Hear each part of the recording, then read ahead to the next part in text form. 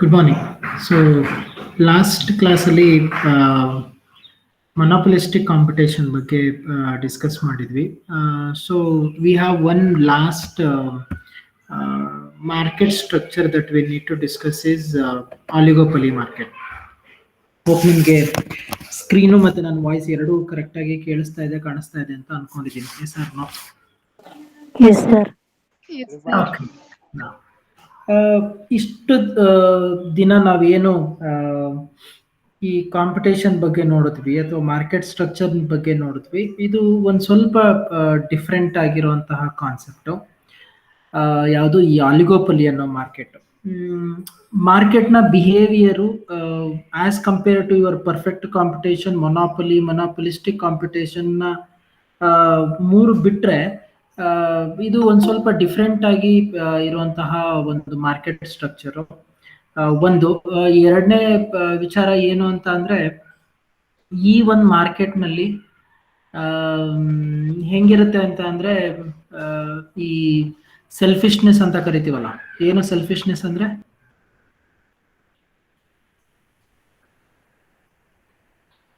Selfish ಅಂತ ಅಂದ್ರೆ ಏನು? ಸ್ವಾರ್ಥಿಗಳು. ಸೊ ಇದರಲ್ಲಿ ಸ್ವಾರ್ಥತೆ, ಸೆಲ್ಫಿಶ್ನೆಸ್ಸು, ನಾನ್ ಚೆನ್ನಾಗಿ ಬೆಳಿಬೇಕು, ನಾನ್ ಚೆನ್ನಾಗಿ ಉದ್ಧಾರ ಆಗ್ಬೇಕು, ಬೇರೆಯವ್ರನ್ನ ಹೆಂಗಾದ್ರೂ ಮಾಡಿ ಕೆಳಗಡೆ ಇಳಿಸಿ ನಾನ್ ಮೇಲಕ್ಕೆ ಹೋಗ್ಬೇಕು, ಆ ತರ ಒಂದು ಮೆಂಟಾಲಿಟಿ ಇರುವಂತಹ ಒಂದು ಸಿಚುವೇಶನ್ ಯಾವುದು ಈ ಒಂದು oligopoly market. So let us see what exactly this oligopoly concept is. Oligopoly is a market structure in which there are a few sellers of a product selling identical or differentiated products. ಈ ಆಲಿಗೋಪಲಿ market structure ಏನಂತಂದ್ರೆ, ಕೆಲವು ಜನ ಮಾತ್ರ sellers ಗಳಿರ್ತಾರೆ. ನಿಮ್ಗೆ as like ನಿಮ್ಮ ಮೊನಾಪಲಿಸ್ಟಿಕ್ competition ಇರ್ಬೋದು, ಅಥವಾ ನಿಮ್ಮ ಪರ್ಫೆಕ್ಟ್ ಕಾಂಪಿಟೇಷನ್ ಅಲ್ಲಿ ಹೇಗೆ ನಿಮ್ಗೆ ಲಾರ್ಜ್ ನಂಬರ್ ಆಫ್ ಸೆಲ್ಲರ್ಸ್ ಇರ್ತಾರೋ ಆ ತರ ಸೆಲ್ಲರ್ಸು ನಿಮ್ಗೆ ಇದ್ರಲ್ಲಿ ಇರಲ್ಲ. ತುಂಬಾ ಕಡಿಮೆ ಜನ ಸೆಲ್ಲರ್ಸ್ ಇರ್ತಾರೆ. And those sellers will going to sell the products which are identical or differentiated. Identical ಅಂತ ಅಂದ್ರೆ, ನೀನ್ ಯಾವ ತರ ಪ್ರಾಡಕ್ಟ್ ನ ಸೇಲ್ ಮಾಡ್ತಿದ್ಯೋ ಅದೇ ತರ ಪ್ರಾಡಕ್ಟ್ ನ ನಾನು ಸೇಲ್ ಮಾಡೋದು. ಡಿಫ್ರೆನ್ಶಿಯೇಟ್ ಪ್ರಾಡಕ್ಟ್ ಬಂದು ಏನೋ, ಓಕೆ ನೀನು ಯಾವ್ದೋ ಒಂದು FMCG ಪ್ರಾಡಕ್ಟ್ ನ ನೀನ್ ಸೇಲ್ ಮಾಡ್ತಾ ಇದ್ರೆ, ನಾನು ಇನ್ಯಾವುದೋ ಬೇರೆ ಸೆಕ್ಟಾರ್ದು ಪ್ರಾಡಕ್ಟ್ ಅನ್ನ ನಾನು ಸೇಲ್ ಮಾಡ್ತೇನೆ. ಸ್ಟೀಲ್ ಸೆಕ್ಟಾರ್ ಅಲ್ಲಿ ಇರುವಂತ ಸ್ಟೀಲ್ ಸೇಲ್ ಮಾಡ್ತಾರೆ. So differentiated products. Now, if they are selling identical product, it is a case of pure oligopoly. Pure oligopoly ಅಂತ ಅಂದ್ರೆ ಲೈಕ್ ಈ ತರ ಸೇಮ್ ಪ್ರಾಡಕ್ಟ್ಸ್ ನೇ ಅವ್ರು ಏನಾದ್ರು ಸೇಲ್ ಮಾಡ್ತಾ ಇದ್ರೆ, ಸೊ ಅಂತದನ್ನ ನಾವೇನಂತ ಕರಿತೀವಿ? ಪ್ಯೂರ್ ಆಲಿಗೋಪಲಿ ಅಂತ ಕರಿತೀವಿ. If they are selling a differentiated product, then in case we call it as differentiated oligopoly. ಸ್ವಲ್ಪ ಡಿಫ್ರೆಂಟ್ ಆಗಿ ಪ್ರಾಡಕ್ಟ್ಸ್ ನ ಸೇಲ್ ಮಾಡ್ತಾ ಇತ್ತು. ಸೊ ಅಂತದನ್ನ ನಾವೇನಂತ ಕರಿತೀವಿ? ಡಿಫ್ರೆನ್ಶಿಯೇಟೆಡ್ ಆಲಿಗೋಪಲಿ ಅಂತ ಕರಿತೀವಿ. In this case, each firm has to take into account the price being charged by the others. ಇದೇ ತುಂಬಾ ಇಂಪಾರ್ಟೆಂಟ್ ಆಗಿ ನೀವು ಅರ್ಥ ಮಾಡ್ಕೊಳ್ಬೇಕಾಗಿರುವಂತ ಕಾನ್ಸೆಪ್ಟ್. ಏನು?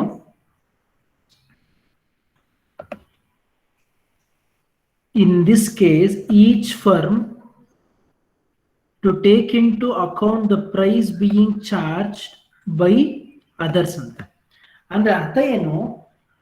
Say for example, Priyanka. Now, ಈಗ ಪ್ರಿಯಾಂಕನು ಟೂತ್ ಬ್ರಷ್ ನ ಸೇಲ್ ಮಾಡ್ತಾ ಇದ್ದಾರೆ, ಗಣೇಶ್ ಟೂತ್ ಬ್ರಷ್ ನ ಸೇಲ್ ಮಾಡ್ತಾ ಇದ್ದಾರೆ. ನಾವು ದ ಕ್ವಶನ್ ಹಿಯರ್ ಇಸ್, ನಾನು ಪ್ರೈಸ್ ನ ಯಾವ ರೀತಿ ಫಿಕ್ಸ್ ಮಾಡ್ತೀನಿ ಅಂತ ಅಂದ್ರೆ, ಪ್ರಿಯಾಂಕಾ ಯಾವ ರೀತಿ ಪ್ರೈಸ್ ನ ಸೆಟ್ ಮಾಡಿದ್ದಾರೆ ಅದ್ರ ಬೇಸಿಸ್ ಮೇಲೆ ಏನ್ ಮಾಡ್ತೀನಿ, ನಾನು ಪ್ರೈಸ್ ನ ಸೆಟ್ ಮಾಡ್ತೀನಿ. This is what the oligopoly market does.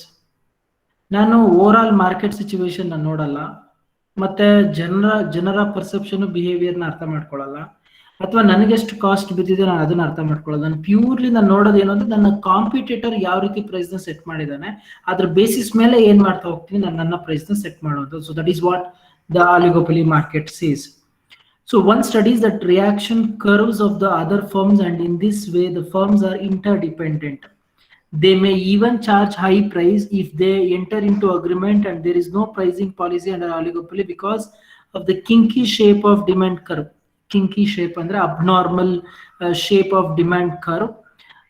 which is a broken one. The price rigidity and price war are the common features of oligopoly. ಏನಂತ ಅಂದ್ರೆ ನಿಮ್ಮ ಒಂದು ಆಲಿಗೋಪಲಿ ಮಾರ್ಕೆಟ್ ನಲ್ಲಿ ಸಿಚುವೇಶನ್ ಹೆಂಗಿರುತ್ತೆ ಅಂತ ಅಂದ್ರೆ, ಇವತ್ತು ನಾನು ಪ್ರಿಯಾಂಕಾ ಒಂದು ಅಗ್ರಿಮೆಂಟ್ಗೆ ಬರ್ತೀವಿ. ಏನಂತ ನೋಡಿ ಪ್ರಿಯಾಂಕಾ, ಸೊ ಈ ಪ್ರಾಡಕ್ಟ್ ಇಬ್ರು ಸೇಲ್ ಮಾಡ್ತಾ ಇದೀವಿ. ಸೊ ಏನ್ ಮಾಡೋಣ, ಒಂದು ಪ್ರೈಸ್ ನ ಸೆಟ್ ಮಾಡ್ಕೊಳ್ಳೋಣ. ನಾರ್ಮಲ್ ಆಗಿ ನೀವು 15 ರೂಪಾಯಿ ನೀವು ಹೇಳ್ತಾ ಇದ್ರ, ನಾನು 20 ರೂಪಾಯಿ ಅಂತ ಹೇಳ್ತಾ ಇದ್ದೀನಿ. ನಮಗೂ ಬೇಡ ನಿಮ್ಗೂ ಬೇಡ, ಒಂದು 18 ರೂಪಾಯಲ್ಲಿ ಇಟ್ಕೊಂಡು ಏನ್ ಮಾಡೋಣ, ಇಬ್ರು ಸೇಲ್ ಮಾಡೋಣ. ಇಲ್ಲಿ ನೋಡಿ, ನಾನು ಕಸ್ಟಮರ್ ಪರಿಸ್ಥಿತಿ ಅರ್ಥ ಮಾಡ್ಕೊಳ್ಳಿಲ್ಲ. ನಾನು ನನ್ನ ಮತ್ತೆ ಪ್ರಿಯಾಂಕನ ಸಿಚುವೇಶನ್ ಅರ್ಥ ಮಾಡ್ಕೊಂಡು ನಾವಿಬ್ರು ಮ್ಯೂಚುವಲ್ ಅಂಡರ್ಸ್ಟ್ಯಾಂಡಿಂಗ್ ಅಲ್ಲಿ ಬಂದು, ಸೊ ನಾವೇನ್ ಮಾಡ್ತೀವಿ, ಪ್ರೈಸ್ ನ ಸೆಟ್ ಮಾಡ್ತೀವಿ. ಇಂಥ ಜಾಗದಲ್ಲಿ ಏನಾಗುತ್ತೆ ಗೊತ್ತಾ, ಈ ಪ್ರೈಸ್ ವಾರು, ಪ್ರೈಸ್ ರಿಜಿಡಿಟಿ ಅಂದಾಗ ಏನೋ ಸ್ಟಾರ್ಟ್ ಆಗುತ್ತೆ. ಯಾಕೆ ಪ್ರೈಸ್ ವಾರ್ ಸ್ಟಾರ್ಟ್ ಆಗುತ್ತೆ, ಪ್ರೈಸ್ ರಿಜಿಡಿಟಿ ಸ್ಟಾರ್ಟ್ ಆಗುತ್ತೆ ಅಂದ್ರೆ, ಪ್ರಿಯಾಂಕಂಗೆ 18 ರೂಪಾಯಿ ಫಿಕ್ಸ್ ಮಾಡೋ ಅಂತ ಅವಶ್ಯಕತೆ ಇರಲ್ಲ, ಬಟ್ ನನಗೆ 18 ರೂಪಾಯಿ ಫಿಕ್ಸ್ ಮಾಡಬೇಕು ಅಂತ ಅನ್ಸುತ್ತೆ. ಪ್ರಿಯಾಂಕಾ ಹೇಳಿದ್ಕೆ ನಾನು ಒಪ್ಕೊಳ್ದೆ ಇರಬಹುದು. ಪ್ರಿಯಾಂಕಾ ಹೇಳ್ತಾರೆ, ಸರ್ ಆಗಲ್ಲ ಸರ್, 18 ರೂಪಾಯಿ, 16 ರೂಪಾಯಿ ಮ್ಯಾಕ್ಸಿಮಮ್ ನಾನು ಫಿಕ್ಸ್ ಮಾಡ್ತೀನಿ, ಅದ್ರ ಮೇಲೆ ನನ್ನ ಕೈಲಾಗಲ್ಲ.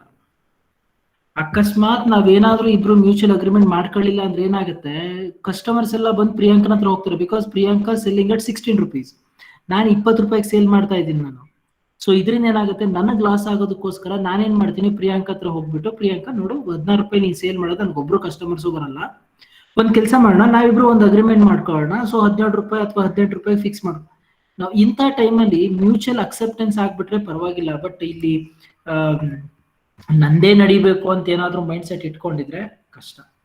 ಏನೇನ್ ಫೀಚರ್ಸು ಈ ಒಂದು ಆಲಿಗೋಪಲಿ ಮಾರ್ಕೆಟ್ ಅಲ್ಲಿ ಅಂತಂದ್ರೆ, ನೀವು ಆಲ್ರೆಡಿ ಹೇಳಿದೆ ನಾನು, relatively small number of sellers. So ಈ ಒಂದು ಆಲಿಗೋಪಲಿ ಮಾರ್ಕೆಟ್ ಅಲ್ಲಿ ತುಂಬಾ ಕಡಿಮೆ ಸೆಲ್ಲರ್ಸ್ಗಳು ಇರ್ತಾರೆ, ಮತ್ತೆ ಅವ್ರು ಯಾವುದೇ ರೀತಿಯಾದಂತ ಒಂದು ಪ್ರೈಸಿಂಗ್ ಪಾಲಿಸಿನ ಮಾಡ್ಕೊಳ್ಳಲ್ಲ.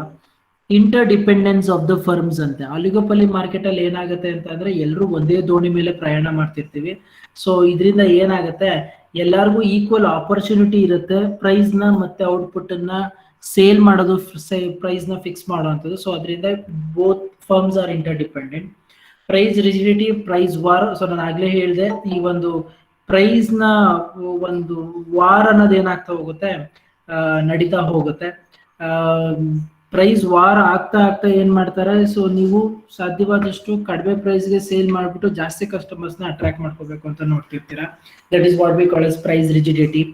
Then difficulty in entry and exit. ನಾನು ಪ್ರಿಯಾಂಕನೇ ಕಿತ್ತಾಡ್ತಾ ಇದೀವಿ, ಇಲ್ಲಿ ಸ್ನೇಹ ಬಂದು ಎಂಟ್ರಿ ಕೊಡೋದಕ್ಕೆ ಕಷ್ಟ ಆಗಲ್ಲ.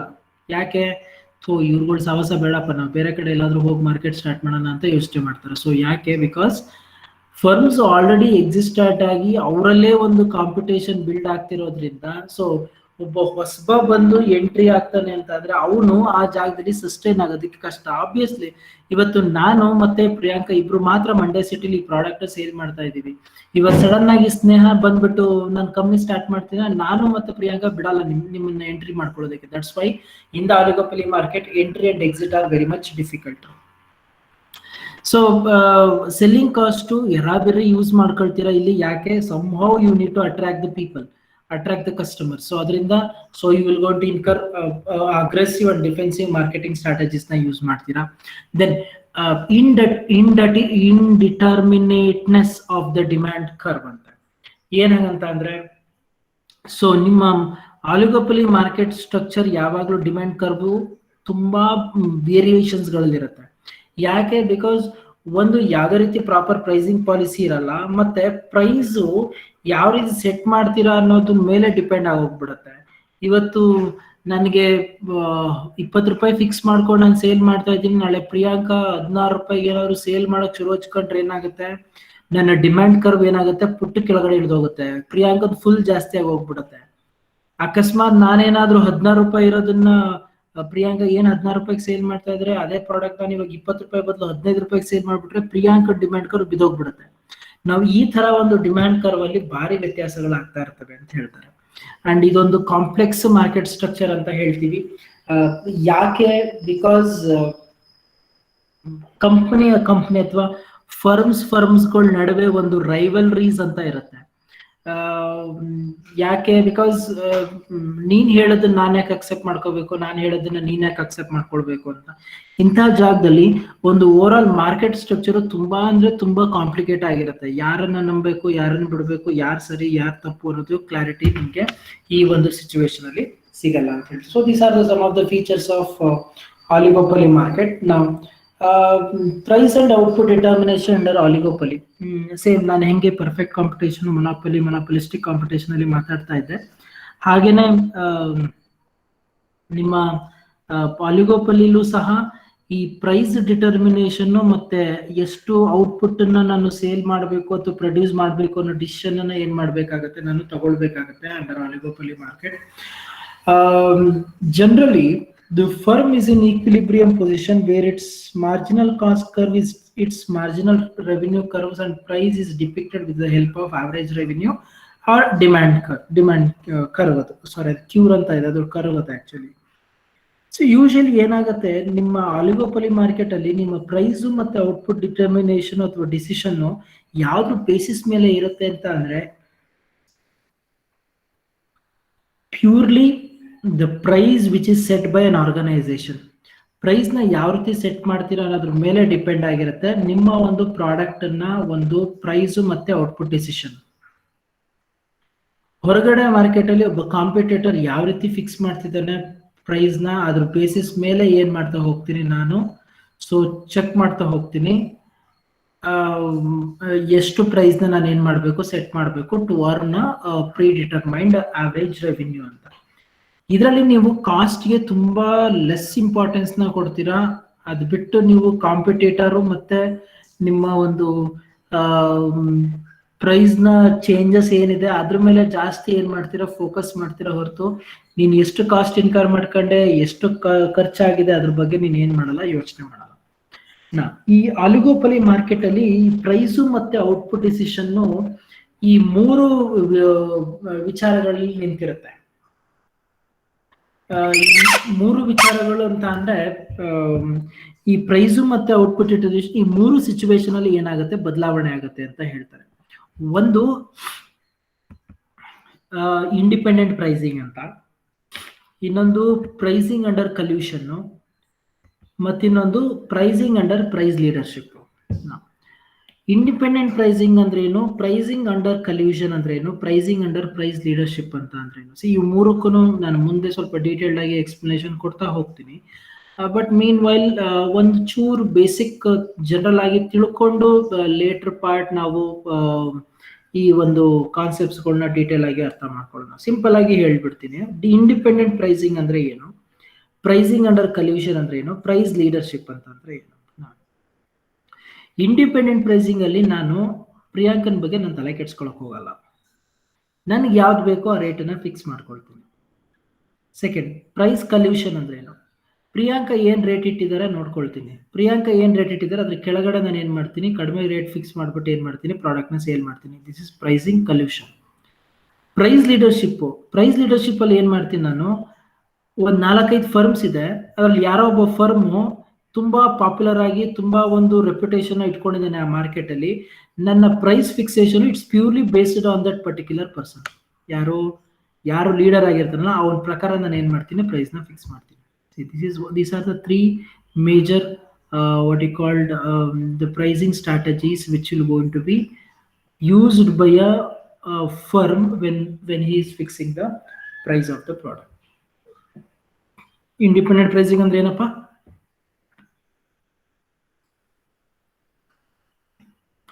ನಾನು ಯಾರನ್ನೂ ತಲೆ ಕೆಡ್ಸ್ಕೊಳಕ್ ಹೋಗಲ್ಲ. ನನಗೆ ಏನ್ ಫಿಕ್ಸ್ ಮಾಡ್ಬೇಕು ಅನ್ಸುತ್ತೋ ಫಿಕ್ಸ್ ಮಾಡ್ಕೊಳ್ತೀನಿ.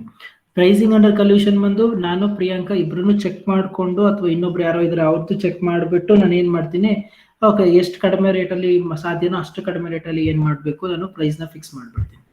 Pricing under price leadership. So ಇಲ್ಲಿ ನಾನು ಪ್ರಿಯಾಂಕನು ನೋಡಲ್ಲ, ಇನ್ಯಾರೋ ಒಬ್ರು ಬೇರೆ ವ್ಯಕ್ತಿನೂ ನೋಡಲ್ಲ. ಆ ಪರ್ಟಿಕ್ಯುಲರ್ ಮಾರ್ಕೆಟ್ ಅಲ್ಲಿ ಯಾರು ತುಂಬಾ ದೊಡ್ಡ ಲೀಡರ್ ಅಂತ ಇದ್ದಾನೆ, ಸೊ ಅವ್ನು ಯಾವ ರೀತಿ ರೇಟ್ ನ ಇಟ್ಕೊಂಡಿದ್ದಾನೆ, ಪ್ರೈಸ್ ನ ಫಿಕ್ಸ್ ಮಾಡಿದ್ದಾನೆ, ಅದ್ರ ಪ್ರಕಾರ ಏನ್ ಮಾಡ್ತೀನಿ, ನಾನು ರೇಟ್ ಅನ್ನ ಫಿಕ್ಸ್ ಮಾಡ್ತೀನಿ. So that is what independent pricing under price collusion and pricing under price leadership. ಈ ಮೂರು ಮೇಜರ್ ಕ್ಯಾಟಗರೀಸ್ ಬರ್ತಾ ಹೋಗ್ತವೆ. Let me see one by one what exactly these three concepts talks about. Independent pricing ಬಂದು ಏನು?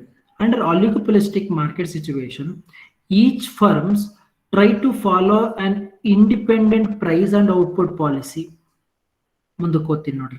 The price fixed by each firm may be more or less than monopoly price. ನಾನು ಮೊನೊಪೊಲಿ ಅದೇ ತಾನೇ ಮಾತಾಡಿದ್ದು. ಮೊನೊಪೊಲಿ ಏನೋ single seller, ಅವ್ನು ಏನ್ fix ಮಾಡ್ತಾನೆ ಅದೇ ಕನ್ಫರ್ಮ್ ಅಷ್ಟೇ, ಅವ್ನು ಇನ್ನೇನು ಆಪ್ಷನ್ ಇಲ್ಲ ಅವನಿಗೆ. Same situation sometimes happens in oligopoly market. The price fixed by each firm may be more or less than monopoly price because each firm produces a differentiated product, and on the basis of fixing the prices in a competitive manner, the price war breaks out between the firms. There can be two limits: upper limit laid down by the monopoly price, lower limit determined by the actual price. Usually ಇದು ಎರಡೇ ಸಾಧ್ಯ. Independent pricing ಅಲ್ಲಿ ಈ ಎರಡೇ situation ಬರುವಂತದ್ದು. ಒಂದು upper limit, ಇನ್ನೊಂದು lower limit. Upper limit ಏನ್ ಹೇಳ್ತಾನೆ, ಇಂಡಿಪೆಂಡೆಂಟ್ ಪ್ರೈಸಿಂಗ್ ಅಲ್ವಾ, ಬಿಡು ಎಷ್ಟು ಮ್ಯಾಕ್ಸಿಮಮ್ ಸಾಧ್ಯನೋ ಅಷ್ಟು ಪ್ರೈಸ್ ನ ಫಿಕ್ಸ್ ಮಾಡ್ಕೊಂಡು ಏನ್ ಮಾಡೋಣ, ಮಾರ್ಕೆಟ್ ಅಲ್ಲಿ ಪ್ರಾಡಕ್ಟ್ ನ ಸೇಲ್ ಮಾಡೋಣ ಅಂತ ಯೋಚನೆ ಮಾಡೋದು. ಯಾವುದು? Upper limit. Lower limit actual ಆಗಿ ಎಷ್ಟು ಕಾಸ್ಟ್ ಆಗಿದೆ ಆ ಕಾಸ್ಟ್ಗೆ ಒಂಚೂರು ಪ್ರಾಫಿಟ್ ನ ಇಟ್ಕೊಂಡು ಒಂದು ಆವರೇಜ್ ಪ್ರೈಸ್ ಅಲ್ಲಿ ಏನ್ ಮಾಡೋದು, ಸೇಲ್ ಮಾಡೋದು. That is lower limit. Independent pricing ಅಲ್ಲಿ ಈ ಎರಡು ಸಿಚುವೇಶನ್ ಕಂಪಲ್ಸರಿ ಆಗಿ ಏನಾಗಿರುತ್ತೆ, ಇರುತ್ತೆ. There is no simple theory that explains where the actual price will be set between these limits, which further depends on the circumstances and condition prevailing in the market. ಇಲ್ಲಿ price fixation purely ಏನರ basis ಮೇಲೆ ಆಗಿರುತ್ತೆ, ಆ ಒಂದು particular market ನ situation conditions ಯಾವ ರೀತಿ ಇದೆ ಅದ್ರ ಬೇಸಿಸ್ ಮೇಲೆ ಏನಾಗಿರುತ್ತೆ, ಡಿಸೈಡ್ ಆಗುತ್ತೆ. In case where the firms are producing similar products and all the firms in existence are showing the market proportionately and equally, the uniform pricing policy is to be fixed by them. But in case of differentiated product, as earlier, each oligopolistic firm is in position to fix the so ಯಾವಾಗ company ಬಂದು similar product ನ manufacture ಮಾಡ್ತಿರುತ್ತೋ ಆಗ uniform pricing ಪಾಲಿಸಿನ ಏನ್ ಮಾಡ್ತಾರೆ, adapt ಮಾಡ್ಕೊಳ್ತಾರೆ. ಯಾವ ಟೈಮಲ್ಲಿ company ಬಂದು ಡಿಫ್ರೆನ್ಶಿಯೇಟೆಡ್ ಪ್ರಾಡಕ್ಟ್ ಅನ್ನ ಮ್ಯಾನುಫ್ಯಾಕ್ಚರ್ ಮಾಡ್ತಿರ್ತಾರೆ ಅಂತ ಟೈಮಲ್ಲಿ ಪ್ರೈಸ್ ಫಿಕ್ಸೇಷನ್ ಬಂದು ಏನಾಗಿರುತ್ತೆ, ಮೊನೋಪೊಲಿಸ್ಟ್ ಆಗಿರುತ್ತೆ. ಮೊನೋಪೊಲಿಸ್ಟ್ ಅಂತ ಅಂದ್ರೆ ಅರ್ಥ ಏನು? That is what we call as independent pricing. So single price that I'll go to set. But in case of similar product, uniform pricing policy will go to be done. ಆಗ್ಲೇ ಹೇಳ್ದಂಗೆ price war ಅನ್ನೋ concept ಇದ್ದೇ ಇರುತ್ತೆ. ಯಾಕೆ? Because ಏನಾಗುತ್ತೆ, ನಾನು maximum revenue ತಗೊಳ್ಬೇಕು ಅನ್ನೋ ಬರದಲ್ಲಿ, ಸೊ ನಾನೇನ್ ಮಾಡ್ತೀನಿ, ಪ್ರೈಸ್ ನ ಕಡಿಮೆ ಫಿಕ್ಸ್ ಮಾಡ್ಕೊಳ್ಳೋದಕ್ಕೆ ಟ್ರೈ ಮಾಡ್ತೀನಿ. ಯಾಕೆ? ಬಿಕಾಸ್ ಕಸ್ಟಮರ್ಸ್ ಜಾಸ್ತಿ ಬರಲಿ ನನ್ನ ಹತ್ರಕ್ಕೆ ಅನ್ನೋ ಉದ್ದೇಶದಿಂದ. ಸೊ ಈ ತರ ಸಿಚುವೇಶನ್ಸ್ ಗಳಲ್ಲಿ ನಿಮ್ಮ ಒಂದು ಈ ಪ್ರೈಸ್ ವಾರು ಫರ್ಮ್ಸ್ ಗಳ ನಡುವೆ ಏನಾಗಿರುತ್ತೆ, ಯೂಶುವಲ್ ಆಗಿ ಕಾಮನ್ ಆಗಿ ಇರುತ್ತೆ ಅಂತ ಹೇಳ್ತಾರೆ. So this is what the one chart which shows how exactly the price fixation which happens under independent pricing. I think ನೀವು OX axis ನ ನೋಡ್ತಾ ಇರಬಹುದು. ಇದು ಫರ್ಮ್ ಎದು, ಇಲ್ಲಿ ನೀವು ಅಬ್ಸರ್ವ್ ಮಾಡ್ತಿರೋದು ಫರ್ಮ್ ಬಿದು. ಫರ್ಮ್ ಬಿ ನೋಡ್ತಾ ಇರೋದು ನೀವು. ಇಲ್ಲಿ ಇವನ್ ಯಾವ ರೀತಿ ಸೆಟ್ ಮಾಡ್ಕೊಂಡಿದಾನೋ, ಸೊ ಇವನು ಅದೇ ರೀತಿ ಇವನ್ ಬಿ ಎಲ್ ಸೆಟ್ ಮಾಡಿದ್ದ, ಜಾಸ್ತಿ ಆಯ್ತು ಅಂತ ಇವನ್ A1 ಸೆಟ್ ಮಾಡ್ಕೊಂಡ. ಇವನ್ A1 ಸೆಟ್ ಮಾಡಿದ ತಕ್ಷಣ ಇವನು ಮತ್ತೆ B1 ಕೆಳಗಡೆ ಇಳಿಸ್ದ, ಇವನ್ ಕೆಳಗಡೆ ಇಳಿಸ್ತಾ ಅಂತ ಮತ್ತೆ ಇವನ್ A2 ಇಳಿಸ್ತಾನೆ, ಮತ್ತೆ ಇವನ್ B2 ಇಳಿಸ್ತಾನೆ, ಮತ್ತೆ ಇವನ್ A3, ಮತ್ತೆ ಇವನ್ B3. ಸೊ ಇಲ್ಲಿ ಏನಾಗ್ತಾ ಇದೆ ಅಂತ ಅಂದ್ರೆ, this is what we call as price war. So ನೀವು ನಿಮ್ಮ ಒಂದು ಮಾರ್ಕೆಟ್ ನ ಉಳಿಸ್ಕೊಳ್ಬೇಕು ಅನ್ನೋದಕ್ಕೋಸ್ಕರ ಏನ್ ಮಾಡ್ತೀರಾ, ಪ್ರೈಸ್ ನ ಇನ್ನೊಬ್ಬ ಕಾಂಪಿಟೇಟರ್ ಹೆಂಗ್ ಇಟ್ಕೊಂಡಿದಾನೋ ಅದ್ರ ಪ್ರಕಾರ ಏನ್ ಮಾಡ್ತೀರಾ, ನೀವು ನಿಮ್ಮ ಒಂದು ಪ್ರೈಸ್ ನ ಏನ್ ಮಾಡ್ತಾ ಹೋಗ್ತೀರಾ, ರಿಡ್ಯೂಸ್ ಮಾಡ್ತಾ ಹೋಗ್ತೀರಾ. So this is what we called as independent pricing under oligopoly market. Perfect collusion.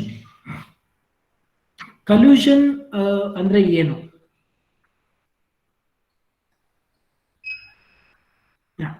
So collusion ಅಂತ ಅಂದ್ರೆ ಏನು? It is a competitive forces within a market ಅಂತ. ಅರ್ಥ ಸಿಂಪಲ್. ನಿಮ್ಮ ಕಾಂಪಿಟೇಟಿವ್ ಪ್ರೆಷರ್ನ ಎಷ್ಟು ಸಾಧ್ಯವಾಗುತ್ತೋ ಅಷ್ಟು ಕಡಿಮೆ ಮಾಡ್ಕೊಳ್ಳೋದಕ್ಕೋಸ್ಕರ ಮಾಡ್ಕೊಳ್ಳೋಂಥ ಒಂದು ವಿಧಾನ ಏನೋ collusion ಅನ್ನೋದು. It is a combination of firms whose object is to limit the scope of competitive forces. ನನಗೆ ಪ್ರಿಯಾಂಕಾ ಕಡೆಯಿಂದ ತುಂಬಾ ಪ್ರೆಷರ್ ಆಗ್ತಾ ಇದೆ, ನಾವು ಅದನ್ನ ಅವಾಯ್ಡ್ ಮಾಡ್ಕೊಳ್ಳೋದಕ್ಕೋಸ್ಕರ ಏನ್ ಮಾಡ್ತೀನಿ, ಯಾವುದೋ ಒಂದು ಮ್ಯೂಚುವಲ್ ಅಂಡರ್ಸ್ಟ್ಯಾಂಡಿಂಗ್ ಬಂದ್ಬಿಡ್ತೀನಿ. Individual firms of a certain industry surrender to a central association the power to make price and output decision. I think ಕೆಲವೆಲ್ಲ ಅಸೋಸಿಯೇಷನ್ಸ್ಗಳು ಇರ್ತಾವೆ, ಅಬ್ಸರ್ವ್ ಮಾಡಿ ನೀವು. ಈ ಹಾಲು ಉತ್ಪಾದಕರ ಸಂಘ ಅಂತ ಕೇಳಿದಿರಲ್ಲ, ಮಿಲ್ಕ್ ಯೂನಿಯನ್ಸ್ಗಳು ಅಂತ. ಈ ಹಾಲು ಉತ್ಪಾದಕರ ಸಂಘಗಳನ್ನು ಕೇಳಿದಿರಲ್ವ ನೀವು?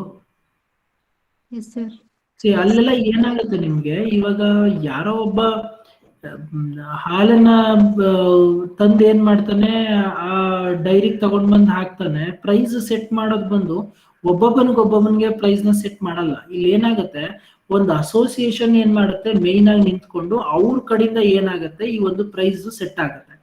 ಇಲ್ಲಿ ಏನಾಗತ್ತೆ ಹೇಳಿ, ಯಾವುದೇ ರೀತಿಯಾದ ಕಾಂಪ್ಲಿಕೇಶನ್ಸ್ ಗಳಿರಲ್ಲ. ನೀವು ಇಂಡಿಪೆಂಡೆಂಟ್ ಪ್ರೈಸಿಂಗ್ ಅಲ್ಲಾದ್ರೆ ಪ್ರೈಸ್ ವಾರನ ಬರುತ್ತೆ. ಬಟ್ ಪ್ರೈಸ್ ಕಲ್ಯೂಷನ್ಸ್ ಅಲ್ಲಿ ಏನಾಗುತ್ತೆ, ಕೆಲವೊಂದ್ಸಲಿ ಅಸೋಸಿಯೇಷನ್ಸ್ ಗಳು ಮುಖಾಂತರ ಏನ್ ಮಾಡ್ತಾರೆ, ಪ್ರೈಸ್ ನ ಸೆಟ್ ಮಾಡ್ತಾರೆ. ಸೊ ಆ ಟೈಮ್ ಅಲ್ಲಿ ಸಾಧ್ಯವಾದಷ್ಟು ಈ ಪ್ರೈಸ್ ವಾರ್ ಅನ್ನೋದು ಏನಾಗ್ತಾ ಹೋಗುತ್ತೆ, ಸ್ವಲ್ಪ ಕಡಿಮೆ ಇರುತ್ತೆ. ಸೊ ಇಲ್ಲಿ ಹೇಳ್ತಾರೆ ನೋಡಿ, central association the power to make the pricing and output decisions ಅಂತೆ. ಪ್ರೈಸಿಂಗ್ ಅಂಡ್ ಔಟ್ಪುಟ್ ಡಿಸಿಷನ್ಸ್ ಅಂತೆ. ಸೊ ಇವ್ರು ಏನ್ ಮಾಡ್ತಾರೆ, ಡಿಸಿಷನ್ಸ್ ಗಳನ್ನ ತಗೊಳ್ತಾರೆ. ಯಾರು? The central association. Thus, the collusive oligopoly assumes monopoly power that determines the price and output in the same capacity with zeal and zest. Perfect collusion implies cartel agreements, which is an association of the independent firms within the industry. Perfect cartel under oligopoly with complete control over the price and output policy of the member firms and with the threat of entry in a situation of consideration. ಇದು actually ಹೇಳ್ಬೇಕಂದ್ರೆ ಅಲಿಕೋಪಲಿ the best way. ಏನೋ ಈ perfect ಕಲ್ಯೂಷನ್ ಯಾರಿಗೂ ಬೇಡ, ನನಗೂ ಬೇಡ, ಪ್ರಿಯಾಂಕಗೂ ಬೇಡ, ಇನ್ಯಾರೋ ಒಬ್ರು ಸ್ನೇಹ ಅವ್ರಿಗೂ ಬೇಡ, ಪ್ರಿಯದರ್ಶನ ಯಾರಿಗೂ ಇಲ್ಲ. ಇಲ್ಲಿ ಏನು ಅಂತ ಅಂದ್ರೆ, ಯಾರೋ ಒಬ್ಬ ಒಂದು ಅಸೋಸಿಯೇಷನ್ ಅಂತ ನಾವುಗಳೆಲ್ಲ ಡಿಸೈಡ್ ಮಾಡಿ ಒಬ್ಬನ್ನ ಫಿಕ್ಸ್ ಮಾಡಿರ್ತೀವಿ. ಅವನು ಏನ್ ಮಾಡ್ತಾನೆ, ಒಂದ್ ರೇಟ್ ಫಿಕ್ಸ್ ಮಾಡ್ಬಿಡೋದು, ನೋಡ್ರಪ್ಪ ಎಲ್ಲಾರು ಈ ರೇಟಲ್ಲಿ ಏನ್ ಮಾಡಿ ಇದನ್ನ ಸೇಲ್ ಮಾಡಿ ಅಂತ ಫಿಕ್ಸ್ ಮಾಡ್ಬಿಡೋದು. ಇಲ್ಲಿ ನನಗೂ ಪ್ರಿಯಾಂಕಗೂ ಜಗಳ ಆಗೋದೇ ಇಲ್ಲ. ಸೊ ಏನಾಗುತ್ತೆ, ಪ್ಯೂರ್ಲಿ ಅಸೋಸಿಯೇಷನ್ ಏನ್ ಹೇಳುತ್ತೋ ಅದ್ರ ಪ್ರಕಾರ ಏನ್ ಮಾಡ್ತೀವಿ, ನಡ್ಕೊಳ್ತಾ ಹೋಗ್ತೀವಲ್ಲ. That is what we call as a perfect collusion ಅನ್ನೋದನ್ನ. ಇಲ್ಲಿ ಏನಾಗುತ್ತೆ ನೋಡಿ, each firms reserves profit according to the assigned quota. ಅವ್ರಿಗೆ ಏನೇನು ಅಲಾಟ್ಮೆಂಟ್ ಮಾಡಿರ್ತಾರೆ ಅದ್ರ ಪ್ರಕಾರ ಏನಾಗಿರುತ್ತೆ. ಸೊ ಒಂದು ಪ್ರೈಸ್ ಫಿಕ್ಸೇಷನ್ ಮತ್ತೆ ಎಷ್ಟು ಅವರು ಪ್ರಾಫಿಟ್ ನ ಅರ್ನ್ ಮಾಡ್ಬೇಕು ಅನ್ನೋದು ಡಿಸೈಡ್ ಆಗುತ್ತೆ. It is also contemplated that price and output results obtained under perfect collusive oligopoly are the same obtained under monopoly. ಯಾಕೆ? ಬಿಕಾಸ್ ಇಲ್ಲಿ ಏನಾಗುತ್ತೆ, ಅಸೋಸಿಯೇಷನ್ಸ್ ಅಂತ ಅಂದಾಗ ಯಾರೋ ಒಬ್ಬ ಪ್ರೈಸ್ ನ ಏನ್ ಫಿಕ್ಸ್ ಮಾಡ್ತಾನೆ, ಸೊ ಆ ಪ್ರೈಸ್ ಫಿಕ್ಸ್ ಮಾಡೋದನ್ನ ಏನ್ ಮಾಡ್ತಾರೆ, ಎಲ್ಲರೂ ಫಾಲೋ ಮಾಡ್ತಾರೆ. ಸೊ ಅಲ್ಲಿಗೆ ಅರ್ಥ ಏನೋ, ಒಂಥರ ಮೊನೋಪಲಿ ಆದಂಗೆ ಆಗುತ್ತಲ್ಲ. ಇದುವೇ ಮೊನೋಪಲಿಲು ಅದೇ ತಾನೇ ಹೇಳಿದ್ದು, ಸಿಂಗಲ್ ಸೆಲ್ಲರ್ ಅವ್ನು ಏನ್ ರೇಟ್ ಫಿಕ್ಸ್ ಮಾಡ್ತಾನೆ ಹಂಗೆ. So that is what happens in the what you called where in this perfect collusion ಅಂತ. ಇಲ್ಲಿ ಅದನ್ನ ಹೇಳಿದ್ ನೋಡಿ. ಇಲ್ಲಿ ನೀವು ಎಷ್ಟೇ ಕ್ವಾಂಟಿಟಿ ಪ್ರೊಡ್ಯೂಸ್ ಮಾಡಿ, ಒಂದು price either it may be P or it may be P1 which is constant. ಯಾವುದೇ ರೀತಿ ಬದಲಾವಣೆ ಇಲ್ಲ ಪ್ರೈಸ್ ವೇರಿಯೇಷನ್ಸ್ ಗಳಲ್ಲಿ. ಎಲ್ಲರೂ ಏನ್ ಮಾಡ್ಬೇಕು, ಇದೇ ಲೆವೆಲ್ಗೆ ಏನ್ ಮಾಡ್ಬೇಕಾಗುತ್ತೆ, ನೀವು ನಿಮ್ಮ ಒಂದು ಪ್ರೈಸ್ ಫಿಕ್ಸೇಷನ್ ನ ಇಟ್ಕೊಳ್ಬೇಕು ಅಂತ ಹೇಳ್ತಾರೆ. So that is what we call as price collusion. And we have a last concept, that is price leadership. ಇದು ತುಂಬಾ ಸಿಂಪಲ್. ಪರ್ಫೆಕ್ಟ್ ಕಲ್ಯೂಷನ್ ಏನಂತ ಹೇಳಿದ್ರೆ ಅದಕ್ಕೆ ಆಪೋಸಿಟ್ ಆಕ್ಚುಲಿ ಪ್ರೈಸ್ ಲೀಡರ್ಶಿಪ್ ಅನ್ನೋದು. ಅಲ್ಲಿ ಏನ್ ಮಾಡ್ತಿದ್ರಿ, ನಾನು, ಪ್ರಿಯದರ್ಶಿನಿ, ಸ್ನೇಹ, ಪ್ರಿಯಾಂಕಾ 4 ಜನ ಒಂದು ಅಸೋಸಿಯೇಷನ್ ಅಂತ ಸ್ಟಾರ್ಟ್ ಮಾಡಿ ಅದ್ರಲ್ಲಿ ಒಬ್ಬನ್ ಕೂರಿಸಿ ಅವ್ನು ಯಾವ ರೀತಿ ಹೇಳ್ತಾನೆ ಆ ರೀತಿ ನಾವೇನ್ ಮಾಡ್ತಾ ಇದ್ವಿ, ಎಲ್ಲರೂ ಪ್ರೈಸ್ ಫಿಕ್ಸೇಷನ್ ಮಾಡ್ಕೊಳ್ತಾ ಇದ್ವಿ. ಬಟ್ ಈ ಪ್ರೈಸ್ ಲೀಡರ್ಶಿಪ್ ಅಲ್ಲಿ ಹಂಗಲ್ಲ. ಇಲ್ಲೇನ್ ಮಾಡ್ತಾರೆ, ಗಣೇಶು, ಪ್ರಿಯಾಂಕಾ, ಪ್ರಿಯದರ್ಶಿನಿ, ಸ್ನೇಹ ಇದರಲ್ಲಿ ತುಂಬಾ ಪಾಪ್ಯುಲರ್, ತುಂಬಾ ರೆಪ್ಯೂಟೆಡ್ ಯಾರೋ ಒಬ್ರು ಸ್ನೇಹ ಅನ್ನೋರು ಇರ್ತಾರೆ. ನಾವು ಸ್ನೇಹ ಏನ್ ರೇಟ್ ನ ಫಿಕ್ಸ್ ಮಾಡ್ತಾರೆ ಅದ್ರ ಪ್ರಕಾರ ನಾವುಗಳು ಏನ್ ಮಾಡ್ತೀವಿ, ಫಾಲೋ ಮಾಡ್ತೀವಿ. That is what we call as price leadership. Oligopolistic firms in the industry with the dominant firms, as all firms follow the dominant firm as one of the big firm in oligopolistic. ಆದ್ರೆ ಹೇಳಿದ್ ನಾನು. there is an agreement among all the firms to sell the product at a price set by the yarappa set by the leader of the dominant firm in an industry. ಆ ಇಂಡಸ್ಟ್ರಿಲಿ ಯಾರೋ ತುಂಬಾ dominant ಆಗಿ ಒಬ್ಬ leader ಇದ್ದಾನೆ, ಅವನ ಒಂದು ಏನೋ price fixation ಯಾವ ರೀತಿ ಬರುತ್ತೋ ಆ ರೀತಿ ಏನ್ ಮಾಡ್ತಾ ಹೋಗ್ತೀನಿ, ನಾನು ನನ್ನ ಒಂದು ಪ್ರಾಡಕ್ಟ್ ಪ್ರೈಸ್ ನ ಏನ್ ಮಾಡ್ತೀನಿ, ಫಿಕ್ಸ್ ಮಾಡ್ತಾ ಹೋಗ್ತೀನಿ. Sometimes a meeting is held and a definite agreement is taken by the dominant firm.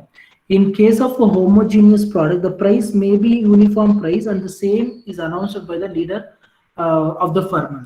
So ಇಲ್ಲಿ ಹೆಂಗಾಗುತ್ತೆ ಅಂತಂದ್ರೆ, ನಾನೊಬ್ಬ ಲೀಡ್ರು, ನಾನು ಏನ್ ರೀತಿ ಪ್ರೈಸ್ ನ ಸೆಟ್ ಮಾಡ್ತೀನಿ, ಫಿಕ್ಸೇಷನ್ ಮಾಡ್ತಾ ಹೋಗ್ತೀನಿ, ಅದೇ ತರನೇ ಏನ್ ಮಾಡ್ಬೇಕಾಗತ್ತೆ.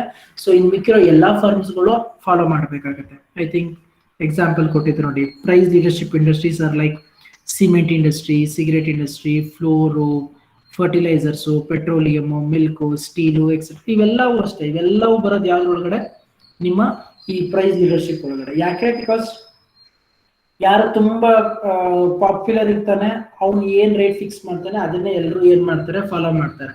ಇಲ್ಲಿ ಯಾರು ಜಗಳ ಮಾಡೋದಕ್ಕೆ ಹೋಗಲ್ಲ, ನೀನ್ ಯಾಕೆ ಆ ರೇಟ್ ಕೊಟ್ಟಿದ್ಯಾ, ನನ್ಗೆ ಯಾಕೆ ಈ ರೇಟ್ ಕೊಟ್ಟಿದ್ಯಾ ಅನ್ನೋದ್ರ ಬಗ್ಗೆ ಏನು ಮಾತಾಡೋದಕ್ಕೆ ಹೋಗಲ್ಲ.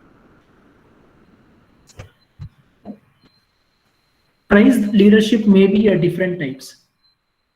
One, though, there is no dominant firm which announces the price. ಇದರಲ್ಲಿ ಒಬ್ಬ ಯಾರಾದ್ರೂ ಡಾಮಿನೆಂಟ್ ಫರ್ಮ್ ಇದ್ದಾನೆ ಅಂತ ಅಂದ್ರೆ ಅವನು ಒಂದು ಡಾಮಿನೇಷನ್ ಅಲ್ಲಿ ಪ್ರೈಸ್ ನ ಸೆಟ್ ಮಾಡಲ್ಲ. Wisest firm announces the price by taking in to consideration the demand and cost condition and the rest follow suit. ಒಬ್ಬ ಲೀಡರು ನ್ಯಾಯವಾಗಿ ಬಿಸ್ನೆಸ್ ಮಾಡ್ತಾ ಇದ್ದಾನೆ ಅಂತ ಅಂದ್ರೆ ಅವ್ನು ಯೋಚನೆ ಮಾಡೋದೇ ಇಷ್ಟು, ಏನು ಅಂತ ಅಂದ್ರೆ ಒಂದು ಪ್ರಾಪರ್ ವೇಯಲ್ಲಿ ಯಾರಿಗೂ ತೊಂದರೆ ಆಗ್ದಂಗೆ, ಪ್ರಾಬ್ಲಮ್ ಆಗ್ದಾನೆ ಒಂದು ರೇಟ್ ಅನ್ನ ಫಿಕ್ಸ್ ಮಾಡುವಂಥದ್ದು. When the price is announced by a dominant firm, then it is known as dominant price leadership. It is also known as partial monopolistic price. ಯಾರಾದ್ರೂ ಒಬ್ಬ ನಾನು ಕಂಟ್ರೋಲಿಗೆ ತಗೊಳ್ಳೋದಕ್ಕೋಸ್ಕರ ನಾನು ಏನೋ ಪ್ರೈಸ್ ಸೆಟ್ ಮಾಡೋದಾದ್ರೆ, then that is we call it as dominant price leadership. Then dominating price may fix the profit maximization price for itself and for the others to accept it. ಅಂತ it is known as aggressive price leadership. ಹೆಂಗೆ ಗೊತ್ತಾ, ಈಗ ನಾನು ಆ product ನ price ಬಂದು ಒಂದು 15 ರೂಪಾಯಿ ಇರುತ್ತೆ ಅನ್ಕೊಳ್ಳಿ, ನಾನು ಲೀಡರ್ ಇವಾಗ ಮಾರ್ಕೆಟ್ ಅಲ್ಲಿ, ನಾನು ಏನ್ ಮಾಡ್ತೀನಿ, 25 ರೂಪಾಯಿಗೆ ಸೇಲ್ ಮಾಡ್ತೀನಿ. ನಾನು 25 ರೂಪಾಯಿಗೆ ಸೇಲ್ ಮಾಡೋದು ನೋಡಿ, ನೀವುಗಳೆಲ್ಲ ಏನ್ ಮಾಡ್ತೀರಾ, 15 ರೂಪಾಯಿಗೆ ಸೇಲ್ ಮಾಡೋದು. ನೀವು ಏನ್ ಮಾಡ್ತೀರಾ, ಸ್ವಲ್ಪ ರೇಟ್ ಅನ್ನ ಜಾಸ್ತಿ ಮಾಡ್ಕೊಳ್ತೀರಾ. ಅದನ್ನ ನಾವೇನಂತ ಕರಿತೀವಿ, ಅಗ್ರೆಸಿವ್ ಪ್ರೈಸ್ ಲೀಡರ್ಶಿಪ್ ಅಂತ ಕರಿತೀವಿ. Then when pricing is done by the dominant firm, suppressing competition among oligopoly firms is known as effective price leadership ಅಂತಂದ್ರೆ. ಸೊ ಒಂದು ಕಾಂಪಿಟೇಷನ್ ನ ಸಾಧ್ಯವಾದಷ್ಟು ಡಾಮಿನೇಟ್ ಮಾಡಬೇಕು ಅನ್ನೋ ಉದ್ದೇಶದಲ್ಲಿ ನಾನು ಎಷ್ಟು ಕಡಿಮೆ ಪ್ರೈಸ್ ಸೆಟ್ ಮಾಡ್ಕೋಬೇಕು ಅಷ್ಟು ಕಡಿಮೆ ಪ್ರೈಸ್ ನ ಸೆಟ್ ಮಾಡ್ಕೊಳ್ತೀನಿ. ಸೊ ಅದನ್ನ ನಾವೇನಂತ ಕರಿತೀವಿ, ಎಫೆಕ್ಟಿವ್ ಪ್ರೈಸ್ ಲೀಡರ್ಶಿಪ್ ಅಂತ. ಸೊ ಅಲ್ಲಿಗೆ ಯಾವ್ಯಾವ್ದು ಬಂತು, ಒಂದು ಡಾಮಿನೆಂಟ್ ಪ್ರೈಸ್ ಲೀಡರ್ಶಿಪ್ ಅಂತ ಬಂತು, ಪಾರ್ಷಿಯಲ್ ಮೊನೋಪೊಲಿಸ್ಟಿಕ್ ಪ್ರೈಸ್ ಲೀಡರ್ಶಿಪ್ ಅಂತ ಬಂತು, ಅಗ್ರೆಸಿವ್ ಪ್ರೈಸ್ ಲೀಡರ್ಶಿಪ್ ಅಂತ ಬಂತು, ಎಫೆಕ್ಟಿವ್ ಪ್ರೈಸ್ ಲೀಡರ್ಶಿಪ್ ಅಂತ ಬಂತು. So these are the 4 different types under perfect price leadership. So ಇದನ್ನ ಒಂದು ಸಿಂಪಲ್ ಎಕ್ಸಾಂಪಲ್ ಅವ್ರು ಏನ್ ಮಾಡಿದ್ದಾರೆ, ಹೇಳಿದ್ದಾರೆ. ನಿಮ್ಮ ಪ್ರೈಸು ಯಾವ ರೀತಿ ನೋಡಿ, ಈಗ ಪಿ ಇತ್ತು, ಒಂದು ಲೆವೆಲ್ ಆಫ್ ಔಟ್ಪುಟ್ ಅಲ್ಲಿ ಲೆವೆಲ್ ಆಫ್ ಔಟ್ಪುಟ್ ಚೇಂಜ್ ಆದಂಗೆ ನಿಮ್ಮ ಪ್ರೈಸ್ ಅಲ್ಲಿ ಏನಾಯ್ತು, ವೇರಿಯೇಷನ್ ಆಯ್ತು. ಸೊ ಇದೇ ವೇರಿಯೇಷನ್ಸ್ ನ ಏನ್ ಮಾಡ್ತಾರೆ, ಸೊ ಬೇರೆ ಫರ್ಮ್ಸ್ಗಳು ಏನ್ ಮಾಡ್ತಾರೆ, ಅಪ್ಲೈ ಮಾಡ್ತಾರಲ್ಲ. So that is what the price leadership chart shows in the diagrammatic representation. ಒಟ್ನಲ್ಲಿ ಏನು ಅಂತ ಅಂದ್ರೆ, 3 ಸಿಚುವೇಶನ್ ಅಲ್ಲಿ ಏನಾಗುತ್ತೆ ನಿಮ್ಗೆ, ಒಂದು ಚೆನ್ನಾಗಿ ತಿಳ್ಕೊಳ್ಳಿ, ಆಲಿಗೋಪಲಿಯಲ್ಲಿ ನಿಮ್ಗೆ ನಂಬರ್ ಆಫ್ ಸೆಲ್ಲರ್ಸ್ ತುಂಬಾ ಕಡಿಮೆ ಇರ್ತಾರೆ.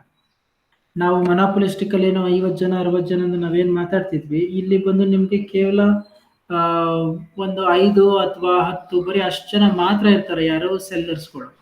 ನಾವು ಇಷ್ಟು ಕಡಿಮೆ ಜನ ಇದ್ದಾಗ ಈ ಒಂದು ಪ್ರೈಸ್ ಫಿಕ್ಸೇಷನ್ ಅಲ್ಲಿ ಏನಾಗ್ತಾ ಹೋಗುತ್ತೆ, ಬದಲಾವಣೆ ಆಗ್ತಾ ಹೋಗುತ್ತೆ. ಅದು ಒಂದು ಇಂಡಿಪೆಂಡೆಂಟ್ ಪ್ರೈಸ್ ಲೀಡರ್ಶಿಪ್ ಅಂತ, ಇನ್ನೊಂದು ಇಂಡಿಪೆಂಡೆಂಟ್ ಪ್ರೈಸಿಂಗ್ ಅಂತ, ಮತ್ತೆ ಪ್ರೈಸ್ ಕಲ್ಯೂಷನ್ ಅಂತ, ಮತ್ತೆ ಪ್ರೈಸ್ ಲೀಡರ್ಶಿಪ್ ಅಂತ. ಇಂಡಿಪೆಂಡೆಂಟ್ ಪ್ರೈಸಿಂಗ್ ಅಲ್ಲಿ ಏನಾಗುತ್ತೆ, 5-6 ಫರ್ಮ್ಸ್ಗಳು ಅವ್ನಿಗೆ ಯಾವ್ದು ಬೇಕೋ ಅದನ್ನ ಏನ್ ಮಾಡ್ತಾನೆ, ಪ್ರೈಸ್ ನ ಸೆಟ್ ಮಾಡ್ಕೊಳ್ತಾನೆ. ಪ್ರೈಸ್ ಕಲ್ಯೂಷನ್ ಅಲ್ಲಿ ಏನಾಗುತ್ತೆ, ಒಂದು ಅಸೋಸಿಯೇಷನ್ ಫ್ರೇಮ್ ಮಾಡ್ಕೊಂಡು ಅಸೋಸಿಯೇಷನ್ ಮುಖಾಂತರ ಏನ್ ಮಾಡ್ತಾರೆ, ಒಂದು ಪ್ರೈಸ್ ನ ಸೆಟ್ ಮಾಡ್ತಾರೆ. ಪ್ರೈಸ್ ಲೀಡರ್ಶಿಪ್ ಅಲ್ಲಿ ಏನು, ಯಾರು ಆ ಮಾರ್ಕೆಟ್ ಅಲ್ಲಿ ಡಾಮಿನೇಟ್ ಆಗಿರ್ತಾನೆ ಅಂತ ಒಂದು ಪ್ರೈಸ್ ನ ಏನ್ ಮಾಡ್ತೀನಿ, ನಾನು ತಗೊಳ್ತಾ ಹೋಗ್ತೀನಿ. ಅವ್ನು ಜಾಸ್ತಿ ಮಾಡಿದ್ರೆ ನಾನು ಜಾಸ್ತಿ ಮಾಡ್ಕೊಳ್ತೀನಿ, ಅವ್ನು ಕಡಿಮೆ ರೇಟ್ ಫಿಕ್ಸ್ ಮಾಡ್ಕೊಂಡ್ರೆ ನಾನು ಕಡಿಮೆ ಫಿಕ್ಸ್ ಮಾಡ್ಕೊಳ್ತೀನಿ. ಸೊ ಈ ತರ ನೀವೇನ್ ಮಾಡ್ತೀರಾ ಆಲಿಗೋಪಲ್ಲಿ ನಿಮ್ಮ ಒಂದು ಪ್ರೈಸ್ ಮತ್ತೆ ಔಟ್ಪುಟ್ ಡಿಸಿಷನ್ಸ್ಗಳನ್ನ ಏನ್ ಮಾಡ್ತೀರಾ ಫಾಲೋ ಮಾಡ್ಕೊಂಡು ಹೋಗ್ತೀರಾ. Hope is this clear? Yes, sir. Yes, sir.